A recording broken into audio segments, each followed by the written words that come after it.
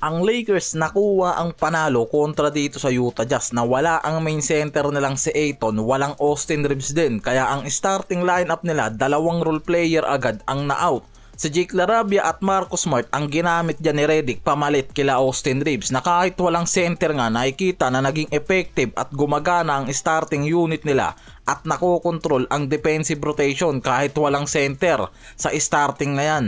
Nanalo ang Lakers ngayon sa Utah Jazz at umangat yung mga yan sa third seed. 19-7 record yung mga yan sa Western ngayon. Ang Utah Jazz wala ang main scorer nila na si Lauri Markkanen dahil nga sa groin injury. Kaya nagbago ang rotation ng mga to, pero itong si Keyonte George ang nag-lead dyan sa opensa nila. Meron yan 33 points, additional na 19 points ni Ace Bailey. Ang Utah Jazz hawak ang momentum sa first half. Mataas yung shooting percentage nila sa early quarter, pero nagkulang sila sa depensa lalo na pagpasok ng fourth quarter game. Si Marcus Smart nakagawa dyan ng 17 points, may 4 na rebounds, isang assist at isang steal bago siya ma-foul out sa fourth quarter. Ang pinaka napapansin dyan yung 5 3-point shots niya na ginawa. At ngayon sa starting unit meron niyang plus negative 12 rating sa 28 minutes. Indication nga raw talaga yan na mas maganda ang resulta kapag siya ang nasa court kasama na naglalaro sa starting 5. Bago kasi ang game na yan, mas mababa ang 3-point percentage niya sa season na to, nasa 30.5%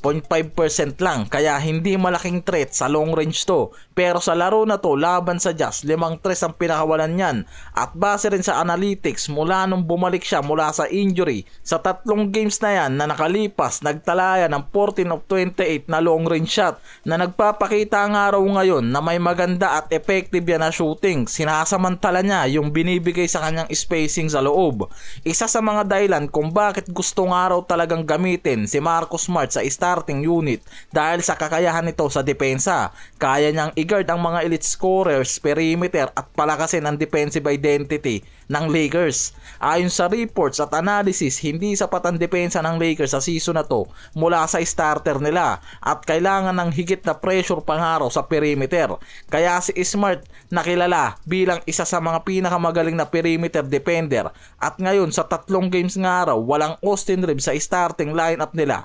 Si Smart ang nakikita nga talaga dyan na mas nagbabalanse sa rotation nila sa starting unit at litaw na litaw ang defensive end at perimeter depth na nabibigay niyan sa starting unit nila. Si Lebron naman nagtapos na may 28 points, 10 assists para suporta ng laro kasama si Luka. Sa ika-4 na quarter, naka-outscore ang Lakers mula sa 41-29.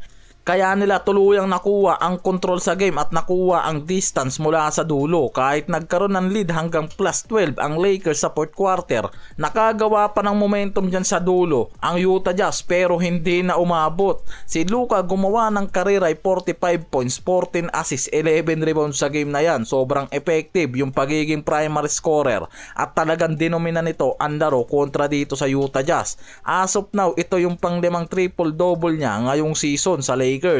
Mula sa mid-range shot, 3-point shots at drive sa basket, ang consistent scoring at effort ni Luka yung nagpanatili sa Lakers sa magandang momentum.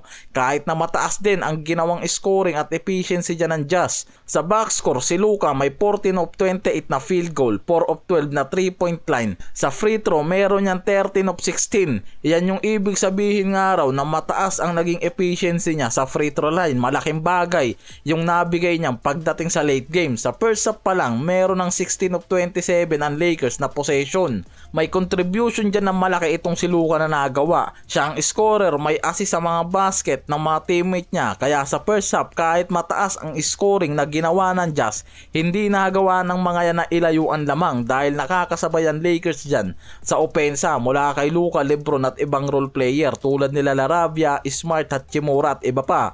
Kaya nagawa ng Lakers na makuha ang late game at nakuha ng Lakers ngayon ang panalo nila sa road game na to kontra Utah Jazz. Susunod nilang mga kalaban dyan ang LA Clippers na.